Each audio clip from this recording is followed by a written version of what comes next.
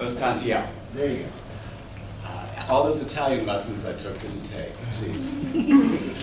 When Tommy joined Toastmasters, we didn't get one person, we got three people. We got Tommy, we got his sister, and we got his grandfather.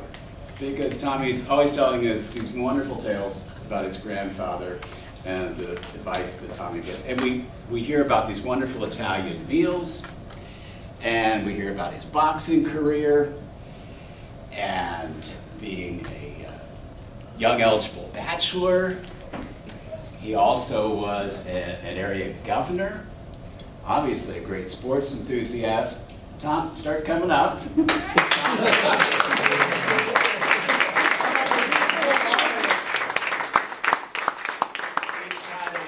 To be broken.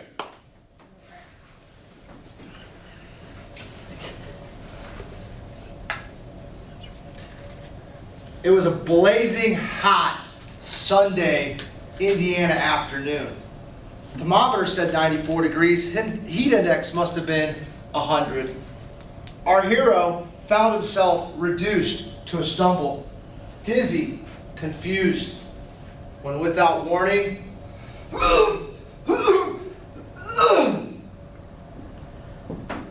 man, how the hell am I going to run 24 more miles? That damn fortune cookie. If it wasn't for that fortune cookie, I wouldn't be in this stupid mess.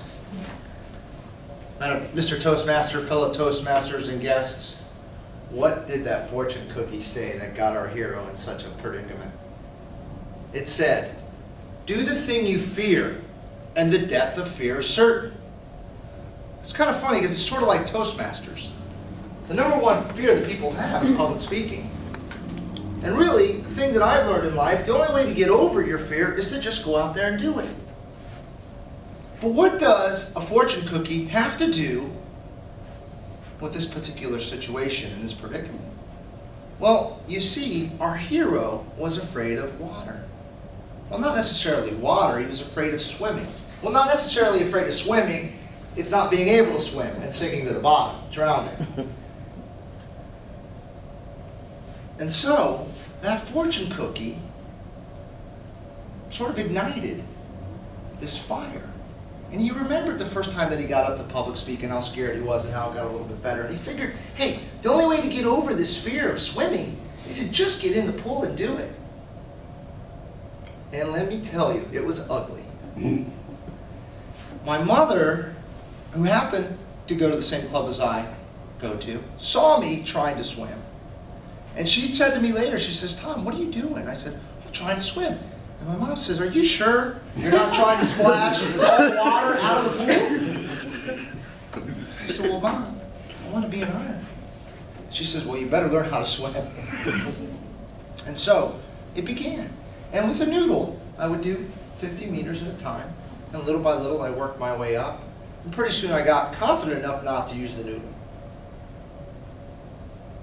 And so my journey began. But it didn't start there. If you look at where I was 2 years ago, I was overweight, I was out of shape, I went on vacation, and I happened to read Lance Armstrong's book, It's Not About the Bike. And it inspired me to buy a bicycle. And this is a funny story because I had not gone to the dentist for about 13 years. And when I went to the dentist, he told me I had 3 cavities. And so I was putting this money aside to get my teeth fixed. And I'm thinking, bike, teeth, bike, teeth, bike, teeth. Well, I decided to get a second opinion. And believe it or not, honest to goodness, I did not have any cavities. And so I had the money, and I used the money to buy a bike. And thus my duathlon career began. Because I couldn't swim, I found out there's these races where you run, bike, run. So I tried doing that. And then it was October. And the Ironman videos, you guys ever seen the Ironman show, the World Championships? Oh my God, is it a tearjerker? And there I am on the couch watching it saying, you know what? I want to do an Ironman someday. But I can't swim. And lo and behold, A month later, sitting at that Chinese restaurant, there's that damn fortune cookie. Do the thing you fear, and the death of fear is certain. And so I began to swim. So, as I lay here, trying to compose myself, wondering how the heck I'm going to go 24 more miles, I remember two quotes that come to mind, and these have become my life mantra. And I want you guys to write these down. The first one is that only those that risk going too far find out how far they can truly go. And that's T.S. Eliot. So only those that risk going too far find out how far they can really go. The second quote is by Hemingway. And it says that the world breaks everyone. But those that are broken, but some become stronger in the broken places. But those that it does not break, it kills.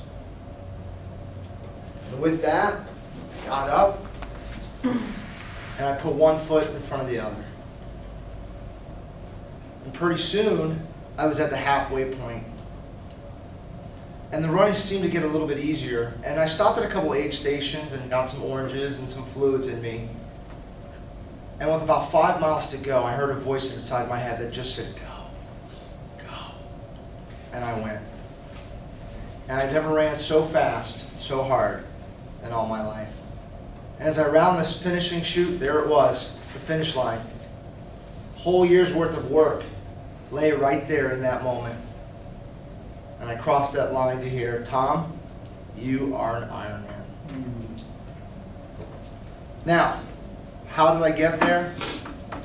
It's because I chose to push myself too far. But in that moment, I found out how far I could go. I dared to be broken, and I became stronger in that broken place. So ladies and gentlemen, my challenge to you is to don't be afraid to push yourself too far. Dare to be broken. You only have one life to live. Mr. Toastmaster.